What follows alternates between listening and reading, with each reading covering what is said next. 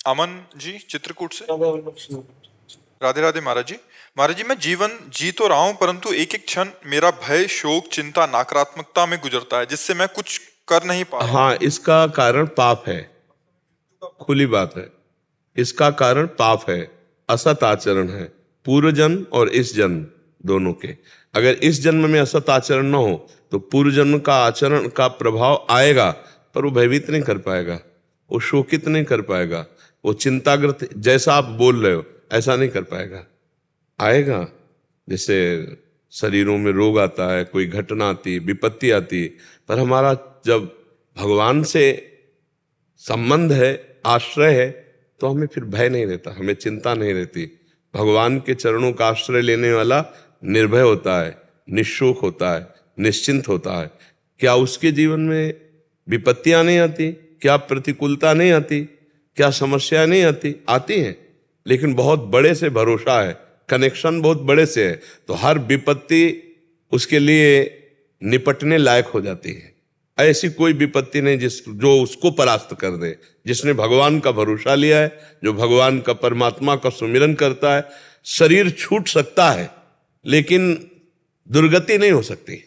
शरीर छूटेगा, परम पद मिलेगा, उत्तम गति प्राप्त होगी। हम ये नहीं कहते शरीर नहीं छूटेगा, शरीर छूट गया। बड़े बड़े महापुरुषों का शरीर छूटा है, गुरुजनों का शरीर छूटा है, उन्होंने धर्म के लिए शरीर छोड़ दिया, लेकिन आज उनका यश गाया जाता है। उनके वचनों के अनुसार हम चलकर परम पद को प्राप्त करते हैं, परमात्मा को प्राप्त करते हैं। तो चिंता, शोक, भय, ये जिसके अंदर, विषाद ये जिसके अंदर है, वो पाप का कारण है। पाप होता है मोह से, अज्ञान से। अज्ञान के कारण ही ये चिंता, शोक, भय है। यदि अज्ञान दूर हो जाए, पाप दूर हो जाए, तो अभी निश्चिंत, निशोक, निर्भय हम हो जाएं। वो होता है भगवान के भजन से। जब तक भजन नहीं होगा तब तक कुछ समस्याओं का समाधान नहीं होने वाला। इसीलिए हमारे हर प्रश्न का उत्तर होता नाम जप। आप जितना नाम जप करेंगे उतना ही आपका हृदय शुद्ध होगा, आपके विचार शुद्ध होंगे। पूरी की पूरी सब सुविधाएं दे दी जाएं विचारहीन पुरुष को, ध्यान रखना हमारे शब्दों को, हर सुविधा जितनी मांग है उसको सब दे दी जाए, पर वो विचारहीन पुरुष हो, कभी सुखी नहीं हो सकता। और जिसके पास एक भी सुविधा ना हो लेकिन विचार पवित्र हो, वो सुखी होगा, मुस्कुराता मिलेगा। विचारवान पुरुष ही सुखी होता है। जब हमारे विचार नकारात्मक बढ़ने लगते हैं, निगेटिव हो जाते हैं, तो हमें डिप्रेशन में भी पहुंचा देते हैं, और यहां तक कि मृत्यु का भी दंड दे देते हैं। विचार ही तो है, ये विचार ही तो है। ये विचार जो पवित्र होते हैं वो भजन से होते हैं, दूसरा किसी से नहीं, न रुपये से, न पैसे से, न पद से, न प्रतिष्ठा से। विचार जो पवित्र होते हैं वो भजन से होते हैं। भजन ना होने के कारण बहुत अच्छा जीवन दुर्विचार में नष्ट कर दिया। जितनी जेल भरी है वो विचार दूषित वालों से भरी है। विचार दूषित हुआ, गलत काम हुआ, कानून के अंतर्गत अपराध बना, जेल भोग रहे। अगर कानून ने नहीं जाना तो भागवतिक विधान से दंड मिलेगा। नाना प्रकार के रोग, नाना प्रकार की विपत्तियां, नाना प्रकार की समस्याएं दूषित विचार का ही फल है। हमारे विचार शुद्ध होंगे सिर्फ भजन से, दूसरा कोई उपाय नहीं है। विचार हो तो एक रोटी भी तुम्हारी जो दी हुई है वो दूसरे के बहुत बड़े काम में आ गई। तो विचार शुद्ध भजन से होते हैं। इसलिए परमात्मा को जो नाम प्रिय हो, जो नाम प्रिय, हमारे प्रभु के बहुत से नाम हैं, अनंत नाम हैं।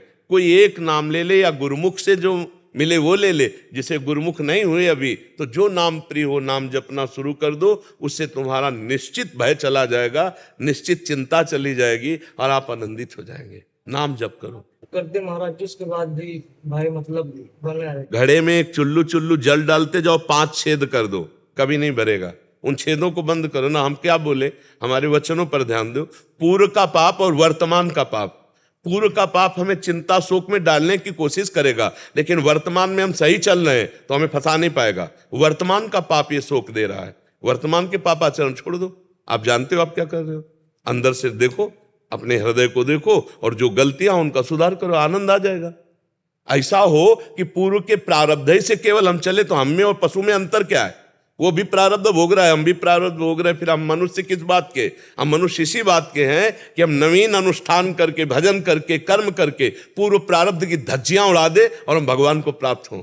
समझ पा रहे हो आप? हम परमात्मा के अंश हैं, कोई साधारण नहीं है। हम सब हम परमात्मा के अंश हैं। हे माया हमको परास्त कर देगी तब जब भगवान से विमुख है। अगर हम प्रभु के सन्मुख है, नाम जप कर रहे, दूसरों का हित कर रहे, सबका मंगल चाह रहे, हमारा कौन बाल बाका कर पाएगा। देखो बच्चा, जो गलतियां उनको सुधारो, खान पान की गलतियां, भोग विलास की गलतियां, विचार की गलतियां, उनको सुधारो, अभी आनंद आ जाएगा। अगर हम नहीं सुधारेंगे इस जन्म में तो सुअर कुत्ता बन के थोड़ी सुधार पाएंगे। सुधारना तो मनुष्य ही बन करके है, तो सुधारो। नौजवान हो, खूब सत्संग सुनो, और जो उसमें अच्छे आचरण हैं उनको अपने जीवन में उतारो, नाम जप करो, माता पिता की सेवा करो, समाज की सेवा करो, अभी आनंद आने लगेगा। दीपक महेश्वरी जी दिल्ली से। गुरुजी आपके चरणों में कोटि कोटि प्रणाम। गुरुजी, धर्म क्या है और अधर्म क्या है? कई बार दोनों भेद करना मुश्किल हो जाता है। किसी धर्म में वही कार्य वर्जित है और किसी में मान्य है। तस्मात् शास्त्रम प्रमाणन्ते कार्या कार्यो व्यवस्थितो। गीता जी में भगवान ने कहा हर कार्य को शास्त्र से प्रमाणित होना चाहिए। अब जैसे आप किसी के लिए पति हैं, किसी के पुत्र हैं, किसी के भाई हैं, किसी के मित्र हैं, और आप भारतीय हैं, राष्ट्र का भी भार आपके कंधों पर है। हर भारतीय का, पूरे भारत का एक न एक हिस्सा वो है, चाहे वो किसान हो, चाहे वो व्यापारी हो, कुछ भी हो, एक हिस्सा है। तो धर्म का स्वरूप विस्तृत है। आपको एक पत्नी का पति रूप धर्म निर्वाह करना है, आपको अपने माता पिता के लिए पुत्र रूप निर्वाह करना है, अपने पुत्रों के लिए पिता रूप निर्वाह करना है, अपने भारत के लिए भारतवासी का धर्म निर्वाह करना है। और ये सब करते हुए भी आप भगवान के अंश हैं, आपको भगवत प्राप्ति करनी है। अब आपको किस समय कैसा क्या बर्ताव करना चाहिए, उसके लिए जब बुद्धि शुद्ध हो तब बात बनेगी। और ईश भजन सारथी सुजाना, एक शरीर रथ है, इंद्रियां घोड़े हैं, मन इनकी लगाम है, बुद्धि इनका सारथी है। अगर सारथी ड्राइवर नशे में हो तो गाड़ी झोंक देगा गड्ढे में जाके, अगर सारथी सही हो तो सही मार्ग चलेगा। तो ईश भजन सारथी सुजाना, यदि भगवान का चिंतन करते हुए देखो तो कुछ ना पढ़ो शास्त्र में तो भी तुम्हारे अंदर आ जाएगा ये पाप है, नहीं करना चाहिए। कोई भी बोलो, इतने बैठे हो, क्या आप नहीं जानते जब आप पाप करना चाहते हो तो आपके अंदर कोई बोलता है कि नहीं कि आप पाप करने जा रहे हो, गलत है, मत करो? आप बोलो, अंदर से आवाज आती है। वही परमात्मा सबके अंदर बैठा हुआ है। तो हमको क्या करना चाहिए, क्या नहीं करना चाहिए, एक सेकंड अंदर ही पूछ लो, आपको उत्तर आ जाएगा। ये मत करो, ये करने लायक नहीं है, पर मन कहेगा करो, इसमें सुख मिलेगा। तो मन की आवाज और परमात्मा की आवाज, गुरु की आवाज को जो समझ पाए वही साधक होता है। वो बड़ी झीनी आवाज होती है, बहुत गलत है, मत करो, पर मन ऊपर से जोर से बोलता है बड़ा सुख मिलेगा और मार देता है। हम जितना अपराध होता है वो मन के कहे पर चलने पर होता है। तो आप ये विचार करके बताओ कि कौन सा ऐसा धर्म है जिसमें हमें संशय हो। स्पष्ट हर धर्म अपना अपना प्रकाश किए हुए है। स्पष्ट पति का क्या कर्तव्य है, आप थोड़ा सा एक सेकंड रुकिए और अंदर से पूछिए तो आपके अंदर उत्तर आ जाएगा, यहां मैं गलत होने जा रहा हूं, पत्नी के साथ जो मैं व्यवहार करना चाहिए वो मैं गलत कर रहा हूं, अंदर आएगा। पर अहंकार के कारण, क्रोध के कारण, वासना के कारण आप उस बात को सुनेंगे नहीं तो हर ग्रंथ का उत्तर यही है, हृदय में।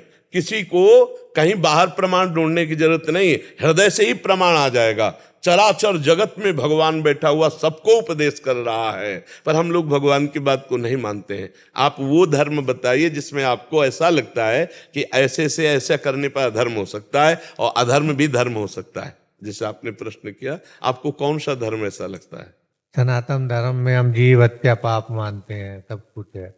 ये प्रश्न करने का अधिकार उसको है जो संपूर्ण राष्ट्र का संचालन कर रहा है, जिसके कांधे पर कई देशों का, कई धर्मों का पूरा भार है। उसको हम ये उत्तर देने के लिए समर्थ हैं। लेकिन आपको पर्सनल अपना देखना है कि आप सनातन धर्म का सांगोपांग अनुष्ठान पूरा करते हैं कि नहीं, क्योंकि आपके ऊपर संपूर्ण धर्मों का या संपूर्ण राष्ट्रों का भार नहीं है ना। तो आप पर्सनल अपना प्रश्न कर सकते हैं, क्योंकि आपका उत्तर देना हमारे लिए वो व्यर्थ होगा। आप एक परिवार में हैं, आप एक प्रांत के, किसी गांव के या किसी शहर के एक मकान में रहते हैं और आप अपने धर्म को जानते हैं, उस जानने में कितनी कमी है, उस जानने वाली बात को कितना पालन करते हैं, ये सिर्फ आपको देखना है। जब आप ऐसे समर्थ हो जाएंगे तो धीरे धीरे आप आगे बढ़ जाएंगे। और हम लोग क्या करते हैं कि जब ऐसे प्रश्न करते हैं तो उसमें राग द्वेष की संभावना होती है, क्योंकि स्थिति होती नहीं है।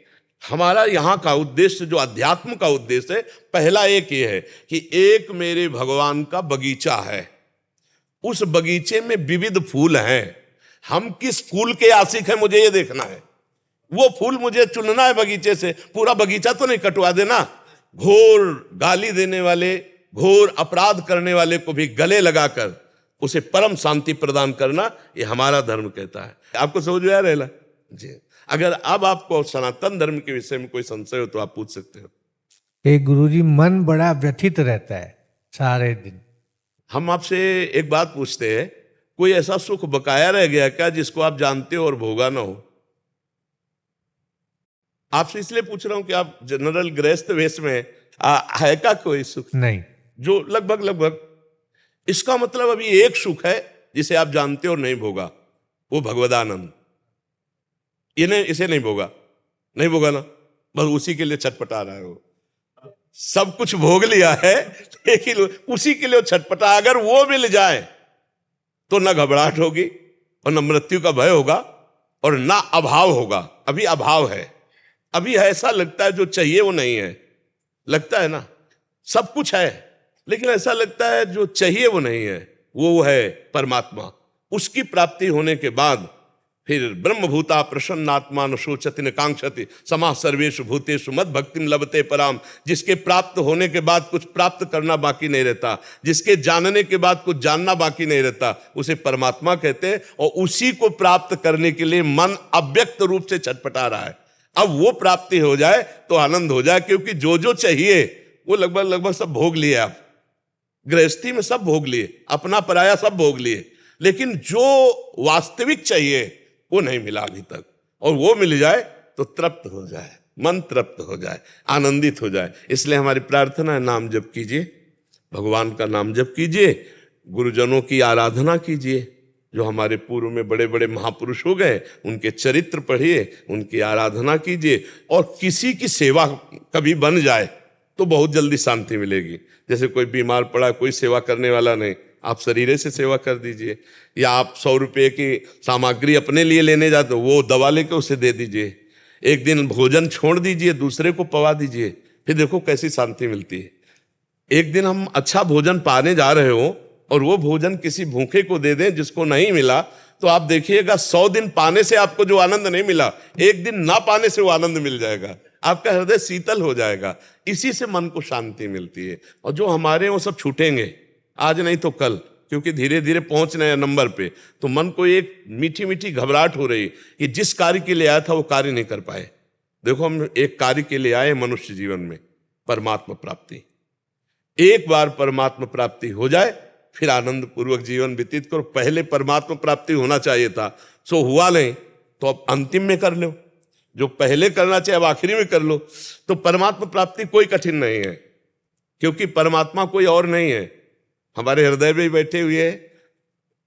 और सही पूछो तो जैसे दर्पण में हम 2 दिखाई देते हैं और दर्पण हटा दो तो एक ही बचेगा ना। दर्पण में हम और प्रतिबिंब दिखाई देते हैं और दर्पण हटा दो उसे कहते सोहम, सोहमअस्मि। जिसे मैं खोज रहा था वो कहीं दूर नहीं है, पर उसके लिए नाम जप और गुरुजनों की आराधना आवश्यक है। तो आप नाम जप कीजिए और भक्तों के चरित्र पढ़िए।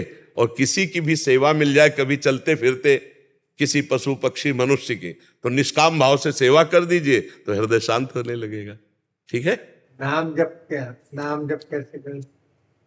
नाम जप 3 प्रकार से होता है। एक होता है वाचिक, जैसे हम बोल रहे हैं राधा राधा राधा राधा राधा राधा राधा राधा, इसे वाचिक कहते हैं। फिर एक होता है उपांश,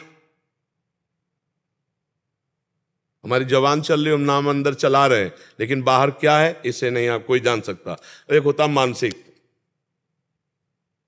आंखों के सामने वही लिखा है, ध्यान में अंदर से वही गूंज रहा है, कान वही सुन रहे हैं, दिमाग पूरा उसी में लगा हुआ है।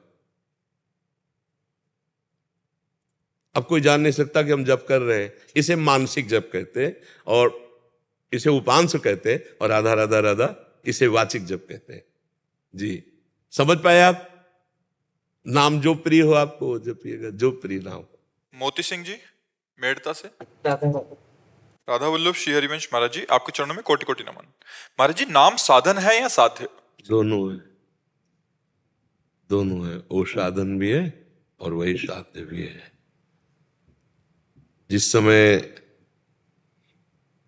नाम साध्य रूप धारण करता है तो देखिए, नाम रूप आधीना, नाम रूप को प्रकाशित करता है। जैसे हम कृष्ण कृष्ण कृष्ण कृष्ण, तो स्वरूप सच्चिदानंदमय, वो नाम प्रकाशित करता है। जैसा श्री कृष्ण का रूप है, वो न कोई प्रकृति में रंग है, न कोई लेखनी है, न कोई चित्रकार है जो उनको उतार सके। चिदानंद, सच्चिदानंद रूपाय आया ना भगवान के लिए, सच्चिदानंद रूपाय। तो सच्चिदानंद कोई प्रकृति कैसे है? ये तो मायाकृत त्रिगुण है, और वो त्रिगुणातीत सच्चिदानंद, वो साध्य नाम में समाया हुआ है। जब हम खूब तन्मयता पूर्वक नाम जप करते हैं तो वही हमारे सामने उसका रूप होता है। और जे ही रूप का दर्शन हुआ तो मम दर्शन फल परम अनूपा, और जीव पाव निज सहज स्वरूपा, वो अपने स्वरूप को प्राप्त हो गया, जीवन मुक्त हो गया। तो नाम ही साधन है और नाम ही साध्य है। जो नाम रूपी साधन को पकड़ लेता है वही साध्य को प्राप्त। जैसे गुरु ही साधन है और गुरु ही साध्य है। पहले गुरु को हम साधन स्वरूप में देखते हैं, और जब हम परिपक्व हो जाते हैं तो गुरु साक्षात परब्रह्म तस्मै श्री गुरुवे नमः, हम उसे साध्य रूप में देख पाते हैं। क्योंकि हम साधक हैं, इसलिए हमें पहला सोपान साधक ही नजर आएगा। जब हम सिद्ध हो जाएंगे तो सर्वत्र वही सिद्धावस्था का अनुभव होता है। तो नाम साधन भी है और नाम साध्य भी है। आप समझ पा रहे हो जी? विभोर मिश्रा जी नरवल से। जय श्री राम। अरे जय श्री राधे। श्री राधे महाराज जी। महाराज जी, इनके बहुत सारे प्रश्न थे। इनके कहने का, गुरु जी, मृत्यु क्या है, जीवन क्या है, जन्म क्या है, नींद क्या है, ईश्वर क्या है, सुंदरता क्या है, दुख क्या है, ध्यान क्या है, सुख क्या हम है? सब प्रश्न का प्रश्न कर रहे हैं, तुम क्या हो? मैं इस शरीर का सारथी बना हुआ हूँ। कुछ नहीं, सारथी कौन है? मैं कुछ नहीं हूँ। मैं अपना परिचय क्या दूं? मैं कुछ नहीं हूँ। तो भी प्रश्न ही नहीं बनता ना। कुछ नहीं से कोई प्रश्न होता है भाई? कुछ नहीं से कोई प्रश्न होता है? प्रश्न करता तो बने हो ना, तो कुछ नहीं प्रश्न करता। बुद्धिमानी नहीं, चतुराई नहीं, सही में चलोगे तो हर प्रश्न का उत्तर तुम्ही से हम दिलवा देंगे। अभी बच्चा, जब तक जीव भगवान की शरण में नहीं होता और भगवान का नाम जप नहीं करता, तब तक उसको कुछ समझ में नहीं आता। ऐसी माया की धुंधली भरी आंधी है कि जो ज्ञानिन कर चित अपहरई, बरियाई विमोह बस करी। तुम तो बच्चा हो अभी। जो ज्ञानी महात्मा है उनकी भी आंखों में धूल झोंक कर उनकी तपस्या अपहरण कर ले जाए, ऐसी माया भगवान की विचित्र है। हम पहले ये स्वीकार करें कि हम भगवान के अंश हैं। मानते हो अपने को? तो आप कुछ नहीं, ये नहीं बोलोगे। आप क्या बोलोगे? मैं भगवान का हूं। भाषा बदलो।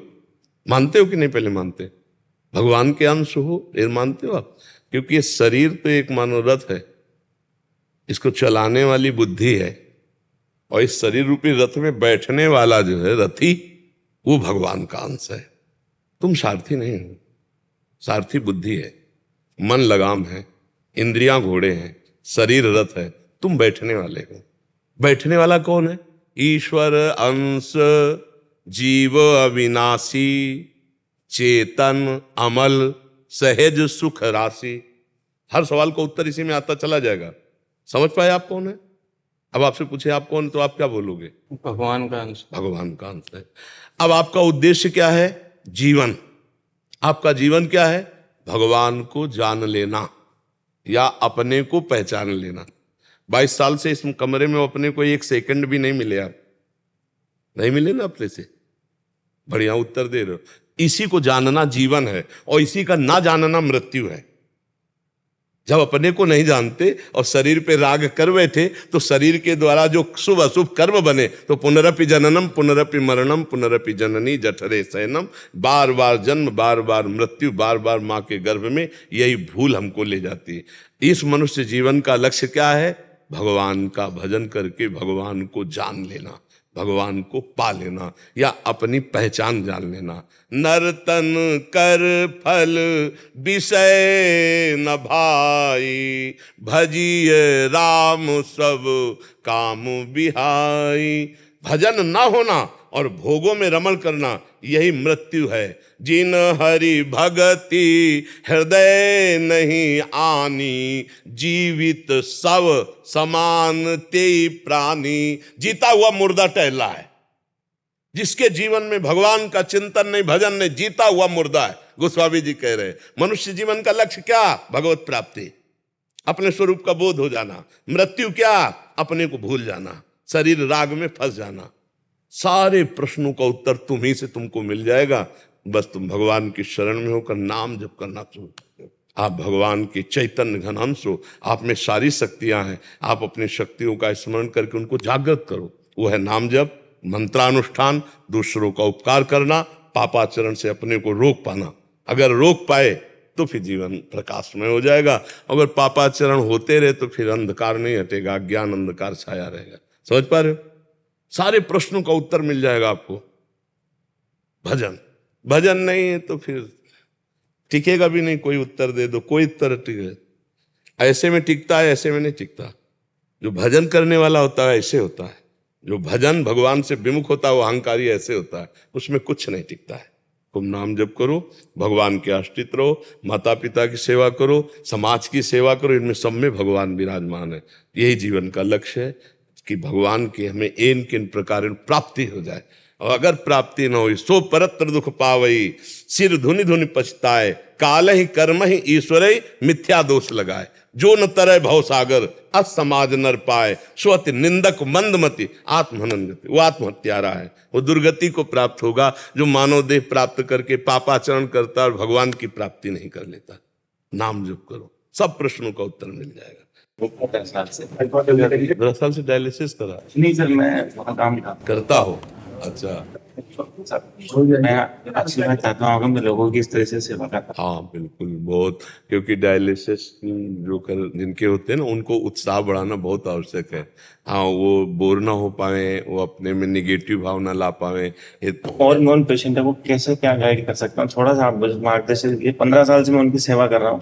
देखो, हम सबसे ज्यादा समझते हैं कि अगर देखो प्रारब्ध के अनुसार रोग तो आ ही गया है, अगर उनको हम किसी तरह उत्साह दे पावे, भगवान से जोड़ पावे, तो वो मन अगर विचार उत्साह युक्त हो जाए तो झेल सकते, नहीं तो बहुत कष्ट पड़ेगा। एक चीज है, तो आजकल छोटे छोटे बच्चे और जवान लड़के इतने आ रहे हैं, वो ना डॉक्टर के पास जाता है कि ऐसी ऐसी दवाइयाँ ले रहे हैं जिनकी वजह से छोटे छोटे 18 साल के बच्चे हमारे पास आ रहे हैं।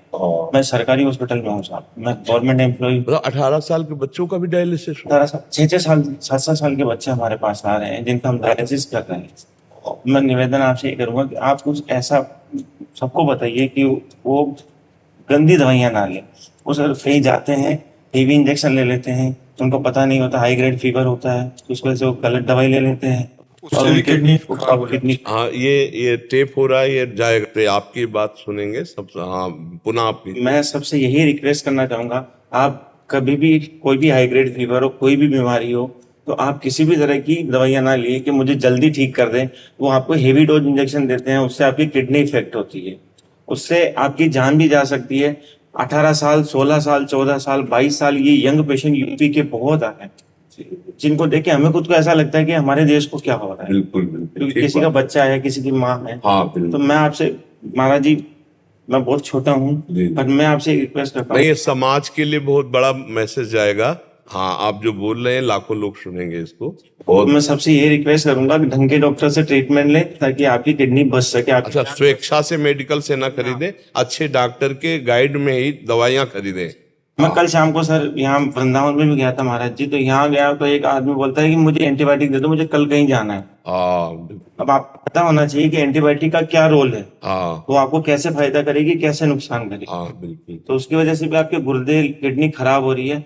तो मैं आप सबसे रिक्वेस्ट करूंगा महाराज जी के माध्यम से, महाराज जी के आशीर्वाद से, बिल्कुल। कि आप सब इसको प्लीज अवॉइड करिए। हाँ बिल्कुल, लोग सुनेंगे और लाभ भी लेंगे। और सबसे बड़ी दवा है कि यदि मरीजों को जो आपके पास आते हैं उनका उत्साहवर्धन करें वचन के द्वारा, और उनको नाम जप करने के, भगवान से जुड़ जाए तो एक सहारा मिल जाता है। भगवान से अगर चित्त जुड़ जाए तो आनंद मिल जाए। प्रसन्न रहना सबसे बड़ी औषधि होती है, और वो प्रसन्नता तभी हो सकती है जब भगवान से जुड़े। नहीं अर्थ की समस्या, शरीर की समस्या, शरीर से अब कोई कार्य नहीं हो सकते। जैसे मान लो जो किडनी पेशेंट हैं, अब वो फावड़ा नहीं चला सकते, अब वो हल नहीं जोत सकते, वो भारी वजन वाले काम नहीं कर, छोटे मोटे। हाँ, तो उनको कई तरह की समस्या होती है। तो उन समस्त समस्याओं से जूझने का एकमात्र उपाय भगवान का भरोसा, भगवान का नाम जप, भगवान का आश्रय। और आपका ये मैसेज जाएगा और लाखों लोग सुनेंगे और उससे हाँ सुधार भी होगा।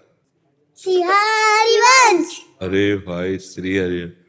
राधा रासेश्वरी रम्या कृष्ण मंत्रादिदेवता सर्वाद्या सर्वंद्या वृंदावन विहारिणी वृंदा राज्य रमा शेष गोपी मंडल पूजिता सत्या सत्य परा सत्य धामा श्री कृष्ण वल्लभा वृषभानु सुता गोपी मूल प्रकृतीश्वरी गांधर्वा राधिका रम्या रुक्मणी परमेश्वरी पराट परतराट पूर्णा पूंचंदनी भानना मुक्ति मुक्ति प्रदादे भव्याद विनाशिनी।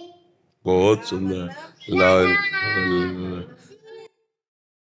आ जाओ मैं कारा वो सच्ची एक कहानी है, वर्णन करता जिसका वैभव महापुरुष मर ज्ञानी है। बातें उनकी सुन के देखो बदले पीढ़ी आज की, दुनिया है दीवानी मेरे प्रेमानंद महाराज की। प्रेम सिखाते दुनिया को आनंद में हूँ, रहते हैं राधा नाम का जाप करो, इस बात को सबसे कहते हैं। राधा राधा जपते जपते जीवन उन पे वार दिया, लाडली की कृपा लोगों ने हार दिया, लाडली लोगों ने भी प्यार दिया। डायलिसिस की बीमारी का रोग उनके तन में है, बनारस से वृंदावन को शिव उनके मन में है। बीच में राधा नाम मिला तो जीवन उनके नाम किया, हर रोग तन का मिट गया जब राधा नाम का जाप किया। एक समय ऐसा भी था जब महाराज जी परेशान हुए, किडनी दोनों फेल हो गई, खतरा आया जान पे, पर महाराज जी मुस्कुराते छोड़े अपनी आस को। वो कहते काल प्यारे जी ने राधे पे विश्वास को। उम्र थी 13 साल की जब लिए संन्यास, मन में अपार श्रद्धा करना झट पे था निवास। न खाने की ये चिंता न पीने का है ठिकाना, मिल जाए तो ठीक वरना भूखे पेट सो जाना। न खाने की चिंता है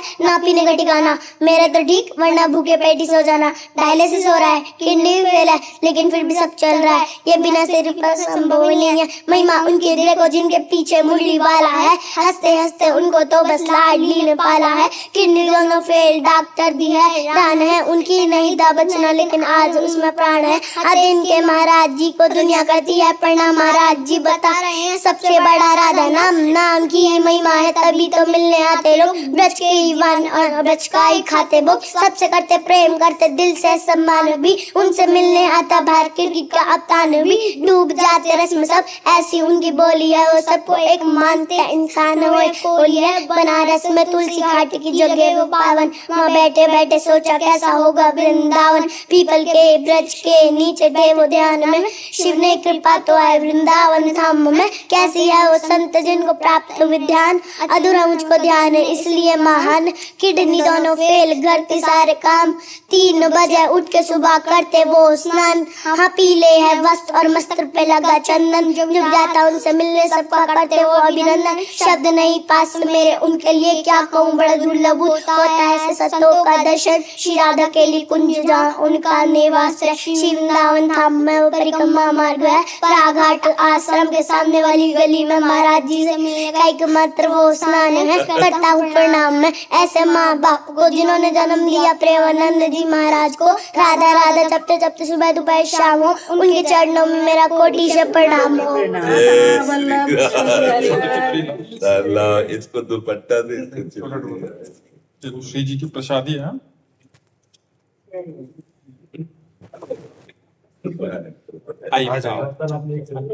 राज पुरोहित काजल जी सूरत से। राधे राधे गुरुदेव, आपके चरणों में कोटि कोटि प्रणाम। गुरुदेव, मुझे भगवान से भी बहुत प्रेम है, परंतु परिवार में भी बहुत आसक्ति है, तो क्या भगवान से प्रेम के लिए परिवार से वैराग्य जरूरी है या नहीं? इसका प्रश्न, वैराग्य का मतलब क्या होता है?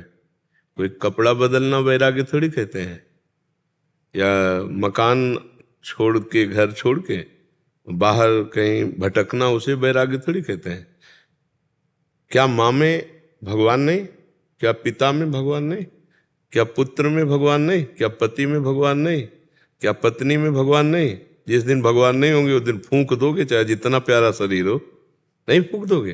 पुत्र का हो चाहे पत्नी का हो, किसी का भी हो, या तो अग्नि लगा दोगे और या जमीन में गाड़ दोगे, उसको प्यार नहीं करोगे पक्का।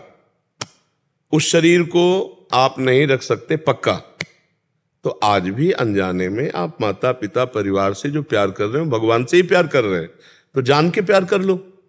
गौर से देखो, पिता के रूप में मेरे भगवान है, माँ के हृदय में मेरे भगवान है, पति के हृदय में मेरे भगवान है, पत्नी के रूप में मेरे भगवान है, सब रूपों में भगवान है।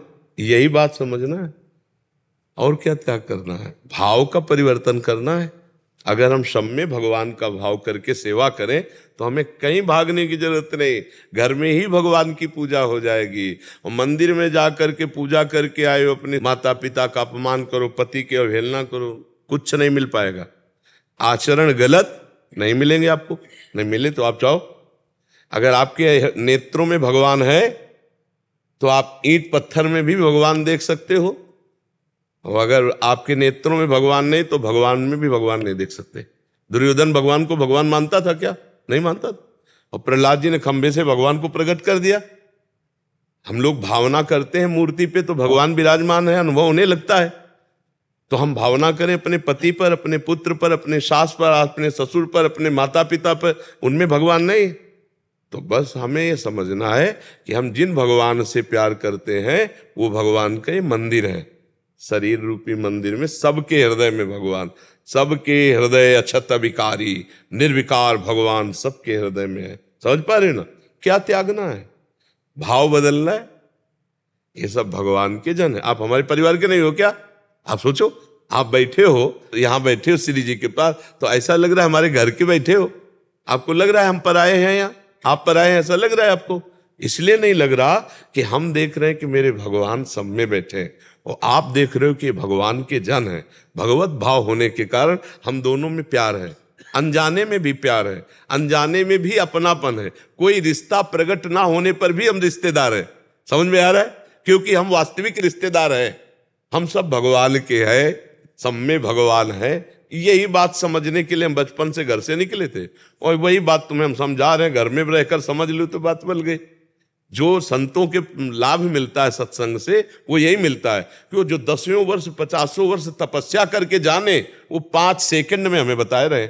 हम मान ले, पर समस्या ये है कि फ्री बात को कीमत नहीं समझी जाती। नहीं, हम पक्की बात कह रहे हैं, अगर समझ में आ जाए तो बेड़ा पार हो जाए। भगवान से प्यार करने वाले को कहीं भागने की जरूरत नहीं है। अपने घर में ही भगवान को देखने की कोशिश करो। बूढ़े माता पिता में, अपने परिवार के जनों में, यदि उनके चरण धो के प्रणाम करो और उनको समय से भोजन, समय से वस्त्र, और हाथ जोड़कर उनके आगे बात करो, वहीं भगवान न मिल जाए तो हमें बता देना। अब मंदिर में जाओ, खूब जल चढ़ाओ, आरती करो, घर में आओ, आतंक मचाओ, उद्दंडता करो, तो भगवान नहीं मिलने वाले। पक्की बात हम तुमसे कहते हैं।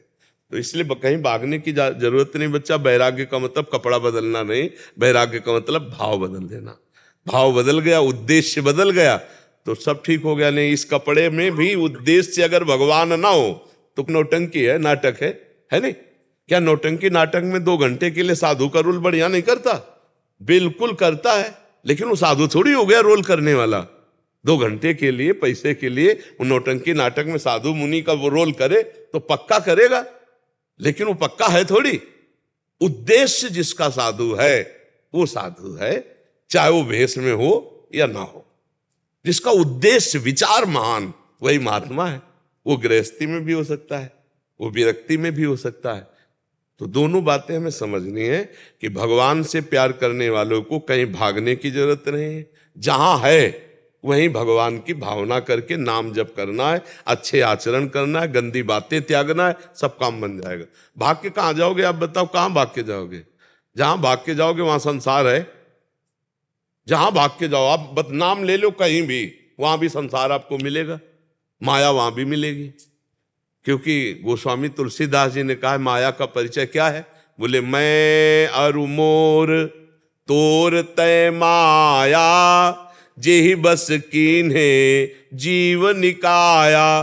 गो गोचर जहां लगु मनु जाई, सो सब माया जानहु भाई। जहां तक इंद्रियां जाएं और जहां तक मन जाए सब माया है। अब इसी माया में मायापति भगवान है, तो भागने की जरूरत क्या है? जहां हो भगवान सर्वत्र है, तो जहां तुम हो वहां है भगवान की नहीं? भगवान सब समय है, तो जिस समय तुम चाहो उस समय भगवान है कि नहीं? भगवान सबके हैं तो तुम्हारे भी भगवान है। भगवान सब में है तो तुम में भी भगवान है। ये भी बात समझ ला है। भगवान सब में है तो तुम में भी। अब खोज लो, बहुत नजदीक भगवान है। नाम जप करो, बुजुर्गों की सेवा करो, बढ़िया चक्का आनंद आ जाएगा। भागने की कहीं जरूरत नहीं। महाराज जी इसमें 15-16 आर्किटेक्ट बैठे हैं महाराज जी, जो घर बनाते हैं और पूरे घर का निर्माण आदि, भवन निर्माण आदि का कार्य करते हैं। तो ये मथुरा वृंदावन एसोसिएशन होती है, तो यूपी की अलग अलग जगहों से, मुजफ्फरनगर, नोएडा, इधर अलग अलग जगह वाराणसी आदि से उनके प्रधान आए हुए हैं। इनका ऐसा कहना था कि अपने काम को और बेहतर कैसा बना सकते हैं और लाइफ में और ज़्यादा हम अच्छे से कार्य कर सकें, इसलिए देखो, अध्यात्म वृत्ति में जब तक हमारी बुद्धि में परोपकार की भावना नहीं होती, स्वार्थ बुद्धि, धन प्रधान बुद्धि, तो बुद्धि का विकास नहीं होता। जो बुद्धि का विकास होता है वो परोपकार की भावना से होता है और भगवत संबंध से होता है। धन संबंध से तो बुद्धि का विनाश होता है। अगर हम केवल धन पर बुद्धि ले लेते हैं तो हमें पतन के मार्ग में ले जाती है, चाहे वो कोई भी हो, किसी भी पद पे हो। जब धन की प्रधानता हो जाती है तो फिर जो सामने वाले को सुख पहुंचाने के लिए हमारा मानव जीवन है वो नहीं हो पाता।